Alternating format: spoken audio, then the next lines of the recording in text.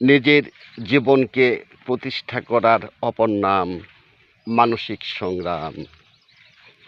যারা নিজেকে প্রতিষ্ঠা করার জন্য সমাজে সম্মান, ব্যক্তিত্ব, রুচি, কালচার প্রতিষ্ঠার জন্য আপ্রাণ পরিশ্রম করে যায়, যারা কখনো নিজেকে প্রতিষ্ঠা করতে হার মানে না, হার মানতে চায় না, নিজেকে প্রতিষ্ঠার লক্ষ্যে অক্লান্ত পরিশ্রম করে যায়, যতটুকু সম্ভব নিজের পায়ে ভর করে ওপরে ওঠার প্রতিযোগিতায় সর্বদাই নিজেকে নিয়োজিত রাখে, তার নামই হচ্ছে ব্যক্তিত্ব। অনেকে আছে যারা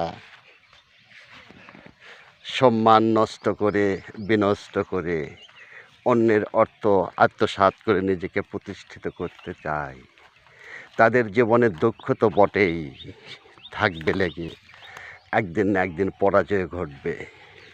সম্মানিত গাইস বন্ধুরা, একটা অসৎ নারী যতই ভালোবাসা দিন, সুন্দর জায়গায় রাখুন, সে কখনো পবিত্র হতে পারবে না।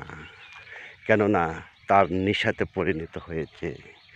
অসৎ চরিত্র নারী সহজে রূপ পরিবর্তন করতে পারে এবং বিলিয়ে দিতে পারে ইজ্জত। ঠিক তেমনি একটা অসৎ পুরুষ যে কোনো সময়, যে কোনোভাবে, যে কোনো অন্যায় কাজ করতে একটু দ্বিধা করে না। মানুষ হিসাবে আমরা সমাজে প্রতিষ্ঠা লাভ করার জন্য যে সংগ্রাম চালাই, তার মধ্যে নিজের ব্যক্তিত্ব, সম্মান টিকিয়ে রেখে যে কাজ করে যায়, তারাই প্রকৃত মানুষ। ভদ্রতা, সামাজিক মর্যাদা, এগুলো অনেক মানুষের হৃদয়ে নেই। তারা শুধু নিজেকেই প্রতিষ্ঠার জন্য কাজ করে যায়। বন্ধুরা, সামাজিক স্বীকৃতি পাওয়া এত সহজ ব্যাপার নয়। অনেকে মনে করে যে সামাজিক স্বীকৃতি আমরা পেয়ে যাব হালকাভাবেই, কিন্তু দেখা গেছে যে না, সামাজিক স্বীকৃতি অনেক বড় পাওয়া।